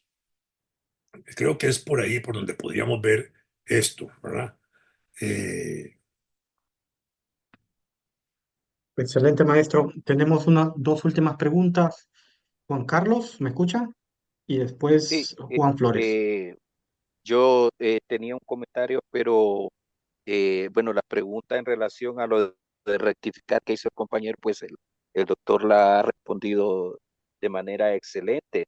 Yo entiendo que se trata esta rectificación no de un contrarrevolucionismo, ¿verdad? Un ir hacia atrás en sus ideas, sino como una evolución de su filosofía política, porque como bien lo apunta el doctor, se puede tratar de que Morazán había identificado los nuevos desafíos que tenía que enfrentar la región como unión o como pequeñas repúblicas, y la referencia que él hace a, a los manifiestos de Francisco Morazán, creo que es muy puntual, porque allí en estos manifiestos declara la evolución de su pensamiento, como el manifiesto de David, donde dice, donde claramente se aprecia que su filosofía política había dado un giro hacia la revolución, no antirrevolucionario, por cuanto la libertad ha recobrado el imperio del orbe, dice el relieve que está en el Congreso Nacional. Le doy las gracias al doctor, porque sí ha puesto él ha hecho una semblanza muy justa de la figura de Morazán, del papel que el conservadurismo ha jugado en Costa Rica, y de la visión que tenía Morazán, que hubiera resultado disruptiva del poder anglosajón en el Caribe, si hubiera logrado Morazán y no los anglosajones el proyecto del canal. Muchas gracias, doctor. Veo que tiene una visión muy importante, y le agradezco por su contribución. yo diría que Morazán, en ese sentido, cuando impulsaba la educación como él la quería impulsar, era justamente para, digamos, eh, darle a la niñez y a la juventud desde ahí los valores de la unidad centroamericana, ¿verdad? Y no de otra manera. Pensemos, si nos ubicamos en aquella época, que los grados de analfabetismo eran enormes. En 1890, de acuerdo al censo en Costa Rica, el 90% de la población era analfabeta. Entonces, en 1840 era más grande ese analfabetismo. Entonces, solo se podía ir por la educación a la liberación de la gente y por la educación a la unidad de los pueblos centroamericanos, porque era la única manera de entenderlos. Al puro principio de esta charla hoy les dije justamente las dificultades que habían en extensión del territorio, en el aislamiento de los poblados, en la diversidad de culturas, de las costumbres, etcétera. Con el proyecto educativo en Morazán justamente se trataba de unificar en la conciencia, en la mente, un valor común para poder avanzar, que era la parte más difícil. Ningún proceso revolucionario, yo me atrevería a decirlo de esa forma, incluso hoy no se puede hacer si no hay una toma de conciencia en torno a lo que se quiere hacer. Si eso no prende en la cabeza de las gentes, no hay proyecto. Todo proceso revolucionario requiere teoría revolucionaria. Todo movimiento político requiere ideas políticas. Morazán era un hombre que cultivaba eso. Yo no sé si ustedes conocen el documento de Morazán cuando llega a Costa Rica. Cuando saca a Carrillo, hay un documento muy importante. Se los voy a leer si me lo permiten. Les quito 5 minutos tal vez. Dice Morazán, a los habitantes del estado de Costa Rica, dice costarricenses, han llegado a mi destierro, acordémonos que viene de Perú, vuestras súplicas del grupillo que lo llama, ¿verdad? Vengo a acreditaros que no soy indiferente a las desgracias que experimentáis, porque le han dicho que Costa Rica es una dictadura, una tiranía, que el presidente, el jefe de Estado Carrillo ya se impuso de manera permanente. Vuestros clamores han herido por largo tiempo mis oídos y he encontrado al fin los medios para salvaros, aunque sea a costa de mi propia vida. Esto lo dice llegando a Costa Rica y aquí muere. Compatriotas, el día de la libertad ha llegado. Venid a recibir a mis manos este grandioso presente de estas manos que han sido mutiladas tantas veces por defenderlo. Cuando él dice tantas veces es por todos los conflictos internos que había dentro de la República Federal, en cada uno de los estados, que no le permitían gobernar bien y que tenía que estar enfrentando situaciones militares en una y en otra dirección. En una las perdió, en otra las ganó. Eso era. Venid a saludar la bandera de los libres que vuelve a flamear de nuevo sobre el pueblo, sobre el costarricense. ¿Por qué? Porque él tiene la idea de que el pueblo costarricense bajo Carrillo está oprimido, está dominado. Hay sectores del Estado de Costa Rica que estaban oprimidos y temerosos de las medidas de Carrillo, que era otra cosa. Después de tantos años de esclavitud, para decirlo de otra manera, Carrillo y Morazán eran en términos iguales hermanos de ideas políticas, eran siameses del liberalismo, eran liberales en el buen sentido de la palabra en muchos aspectos. Muchas de las cosas que hace Carrillo también las estaba haciendo Morazán a nivel centroamericano. Eh, entonces, continúo leyendo. Venid a saludar la bandera de los libres que vuelve a flamear de nuevo sobre el suelo costarricense. Después de tantos años de esclavitud y opresión, venid a colocarnos en derredor de este hermoso emblema de nuestra generación política al lado de tantos compatriotas vuestros, dispuestos a sacrificar en defensa de vuestros derechos. Venid a tomar las armas y municiones que abundan en nuestro campo y marchemos enseguida contra el tirano, contra Carrillo, porque todo el tiempo que éste abuse de la libertad del pueblo será de oprobio, de sangre y de luto para vosotros. Costarricenses, no más contribuciones arbitrarias por los impuestos que imponían en aquella época, no más prisiones sin causa por las detenciones arbitrarias, no más destierros ni confiscaciones ni motivo, sin motivo, porque un gobernante autoritario pues hacía esas cosas. No más trabajo forzado sin objeto, no más víctimas inocentes sacrificadas a la venganza de ninguna forma de juicio, no más arbitrariedad y tiranía. Esa es la imagen que él tiene de Costa Rica cuando viene. Ya no se verán en lo sucesivo los maridos y los padres de familia arrancados del hogar doméstico con sus esposas e hijos para ir a perecer en los campos de Punta Arenas y Matina. Punta Arenas es el puerto en el Pacífico, Matina en el Caribe. Al peso de un improbio trabajo y en el caso de Matina era casi considerado un sitio de prisión. Era tan largo que ahí confinaban, se llamaba confinamiento, como una pena que mandaba lejos de la capital a personas bajo estado de pena, digamos, de pena judicial, para separarlos un poco del centro. Al peso de un improbio trabajo y al influjo de una atmósfera mortífera han sucumbido allí centenares de costarricenses, y los restos de cadáveres insepultos que no han sido pasto de las fieras yacen hoy colocados en las situaciones sin las sinuosidades de un terreno que la barbarie y la ignorancia de un déspota han querido hacer transitable. Creo que esta es una exageración de la situación que se vivía en Costa Rica, pero eso es lo que está pensando Morazán, porque eso es lo que le han vendido. No veréis ya vuestras tierras ocupadas y vendidas, destruidas vuestras casas, cegadas vuestras cementeras sin ninguna indemnización. La arbitrariedad administrativa del Estado cuando hace esas cosas, solo para hermosear los lugares donde el tirano medita nuevos medios de esclavizaros.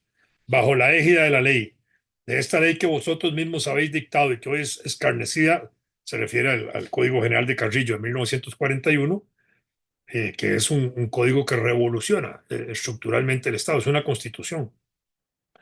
Que os oprime, estarán en adelante vuestras vidas, vuestras personas y las de vuestras caras esposas y tiernos hijos, caras en el sentido de queridas, y el encargado de ejecutarlas será hoy elegido por vosotros, porque vosotros sois el soberano. Se refiere al pueblo soberano como un pueblo en capacidad de tomar decisiones y de nombrar gobernantes. Esa es la vieja idea liberal que viene de John Locke, de Hobbes, de Rousseau, de todos ellos, de que el gobernante es la expresión de la voluntad del pueblo. Aquí él se está presentando como esa voluntad donde el soberano, el pueblo, le está pidiendo que venga. Un déspota ilustrado que domina por largo tiempo una nación puede tener cómplices de sus delitos, pero carece de ellos un tiranuelo como Carrillo. ¿Ve? Ahí señala como un tirano a Carrillo, le quita la condición de persona ilustrada, lo trata de ignorante y sanguinario, que ha esclavizado a un pueblo moral, sensible y laborioso después de haber despedazado las instituciones republicanas. Yo solo veo, dice Morazán, el Estado de Costa Rica, en el Estado de Costa Rica, un tirano sin cómplices y un pueblo esclavizado a su pesar. Un déspota que, si tiene pocos servidores por el temor, carece de un solo amigo que haya asociado a su causa, a la que él ha destruido la libertad a sus conciudadanos. Guerra contra Carrillo. Libertad del pueblo costarricense. Garantías positivas para todos, sin ninguna excepción. Es nuestra divisa. Respeto a la ley, a la moral, a la santa religión y a sus ministros en el sentimiento más íntimo de vuestro compatriota Francisco Morazán. Ese fue el discurso con que entró Morazán a Costa Rica, pintando una Costa Rica terrible, que así se la habían pintado, y que de alguna manera él se da cuenta cuando está en Costa Rica que no era así, ¿verdad? Como era, sino que tampoco puede cambiar las cosas que Carrillo había hecho, porque él está compartiendo parte de las leyes liberales que Carrillo había hecho. Entonces, termina el mismo grupo que trae a Carrillo, se lo quitan. Incluso hay una frase por ahí de Carrillo que dice que las mismas fuerzas que lo han traído a él son las mismas fuerzas que lo van a quitar, y eso se cumple también.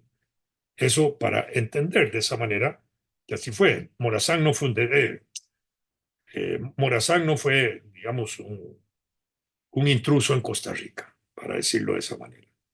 Aquí también tenía amigos. Había estado años antes en Costa Rica, antes de venir, ya en el año 34 y en el 38 había estado aquí, había estado tratando incluso de constituir sociedades comerciales. Había visitado los pueblos de San José y Cartago. Ahí tenía simpatizantes. Incluso en Cartago se le hizo un baile a él, donde estuvo el padre Peralta, y le tendieron capa y todas las cosas al general para que pasara sobre ella como un acto de adhesión entusiasta que hizo el cura de la época. Y de aquí, de ahí lo llamaron a sustituir a Carrillo, ¿verdad? Y así fue. Y cuando llegó, le dieron título de libertador, que fue el título que le dieron a su llegada, que había venido a liberar a Costa Rica de la tiranía de Carrillo. Y ya Costa Rica estaba formando parte de la Unión Centroamericana, de la que Morazán había sido presidente. Y llegaba entonces a una vieja república que él había gobernado desde la federación como presidente federal. Por eso es que nosotros no podemos decir que Morazán haya sido un déspota. Por lo menos quienes pensamos en su egregia figura, en su importante figura, ¿verdad? Pero ya, así es como funcionó la historia.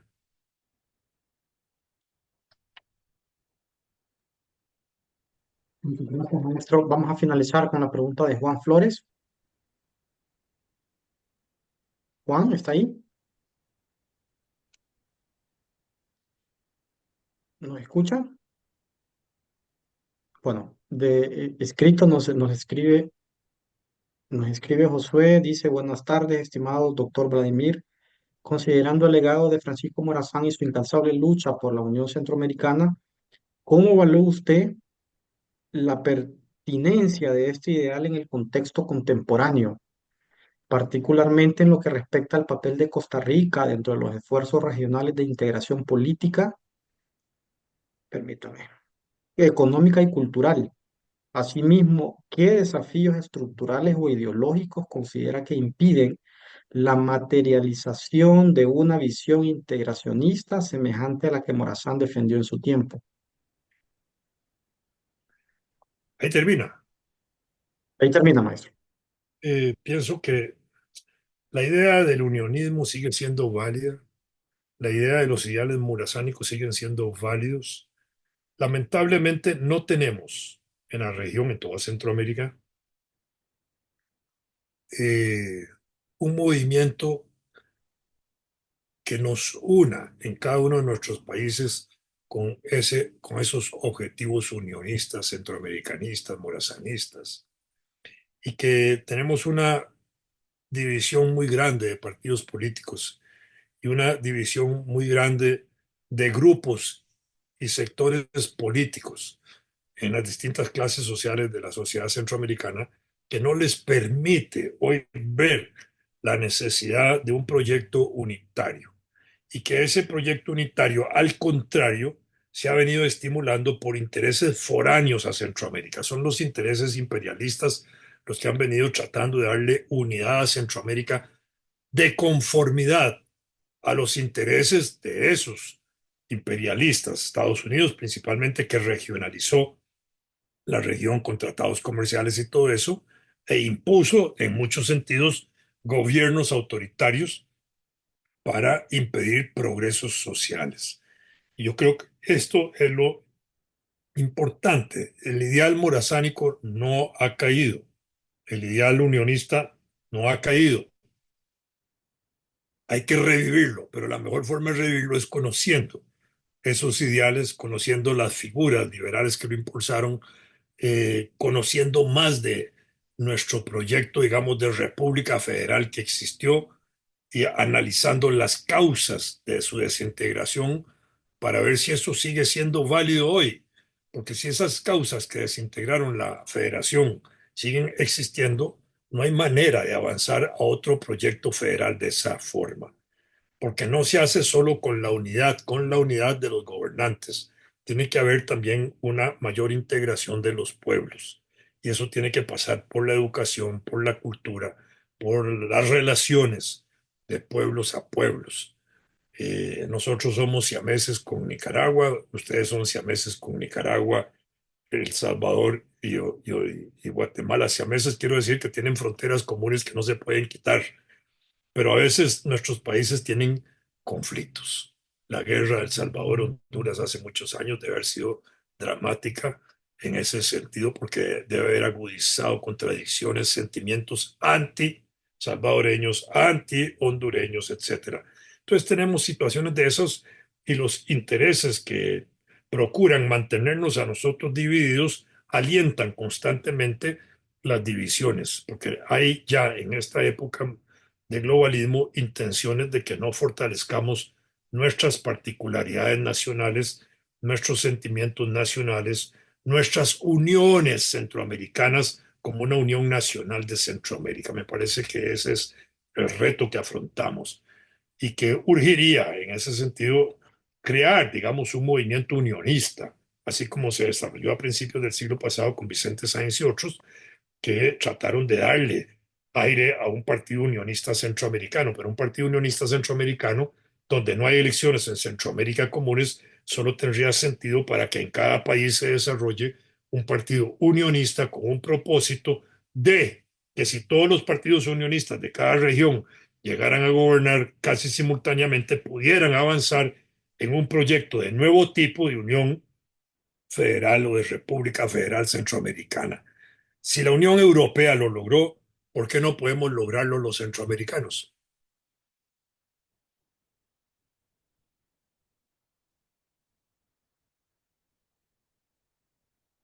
Excelente reflexión, maestro. Creo que con esta pregunta finalizamos este espacio.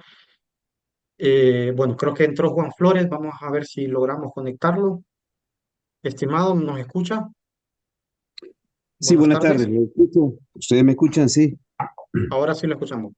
Sí. Bueno, muchas gracias. En primer lugar, al ciudadano de la Cruz por nuevamente tan emotivo y profunda conferencia que nos ha brindado hoy. Primero, antes de hacer la pregunta, que quiero referir pues un poquito a la pregunta que hacían acerca de si el padre Reyes tocó las campanas en la muerte de Morazán. Recuerdo en algún momento que el maestro Juan Antonio Medina, gran morazanista, en paz descanse, nos contaba esta historia se ha convertido más en una leyenda, pero él nos leyó un poema que había escrito Padre Reyes en contra de Morazán. Lamentablemente no tengo copia de ello y en aquel momento no la pude requerir. He estado un poquito buscando en internet para buscar esa referencia, tampoco la encuentro, solo hay una referencia de el señor, eh, ¿cómo se llama este señor, hombre? El de, bueno, a ver si don Emilio, a ver, Emilio Fonseca. Emilio Fonseca, que en una página web hace referencia a esto, y él, me gustaría leerlo para ilustración de todos. Si les quito algo de tiempo, me disculpan, pero me parece importante.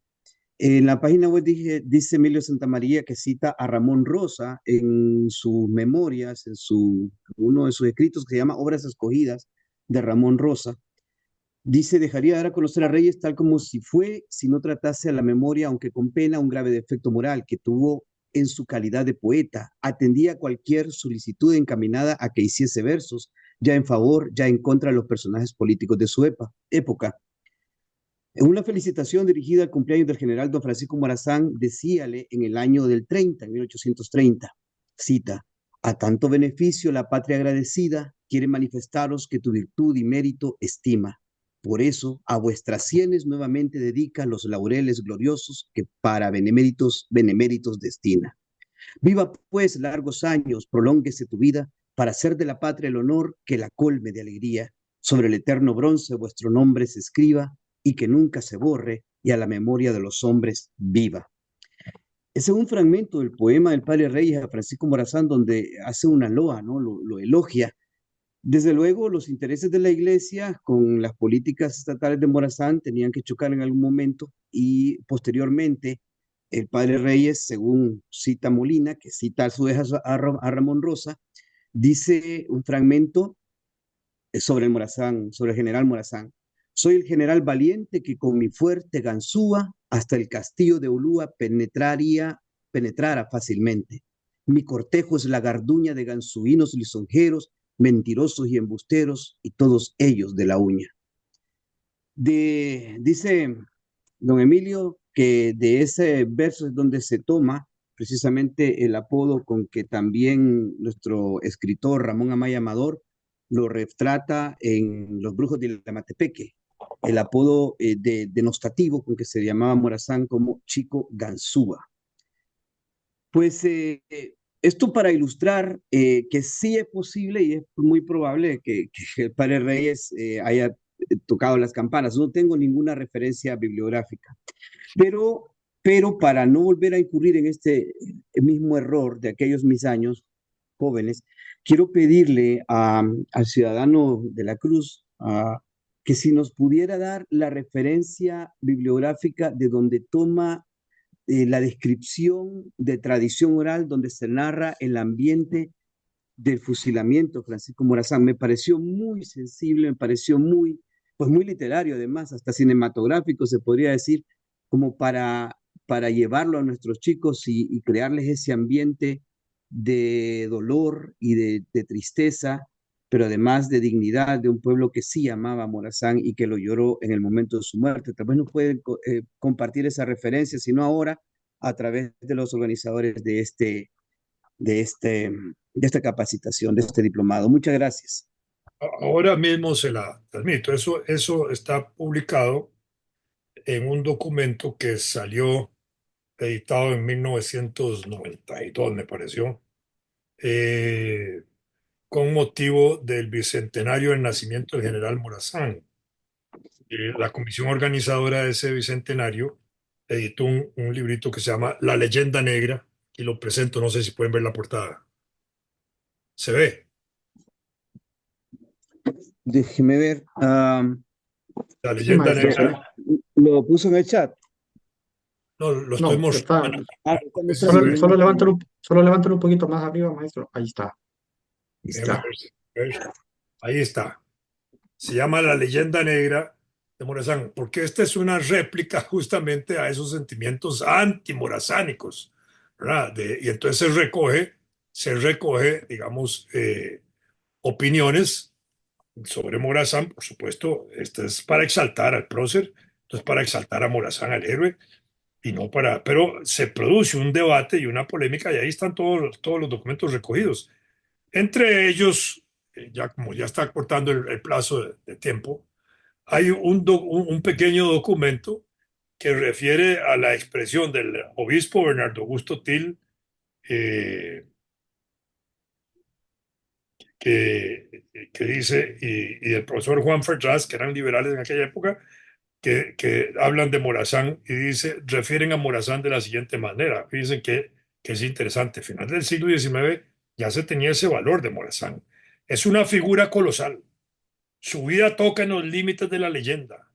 Nació hombre y se impuso y se improvisó héroe. Sus hechos son tan grandes que no caben en el marco de nuestra historia, y su nombre tan glorioso que se escapa del límite de nuestras fronteras.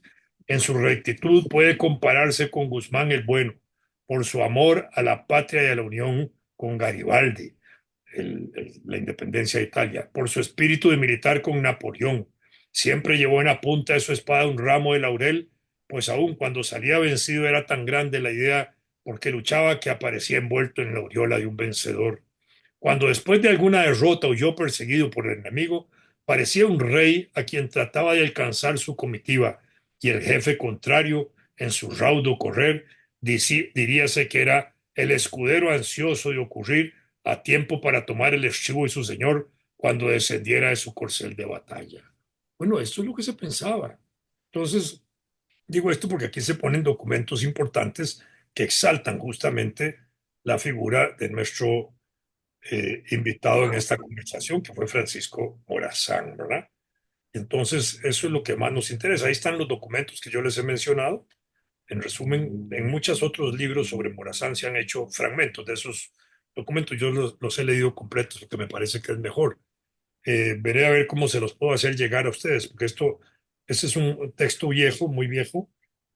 No fue publicado el 25 de marzo de 1993.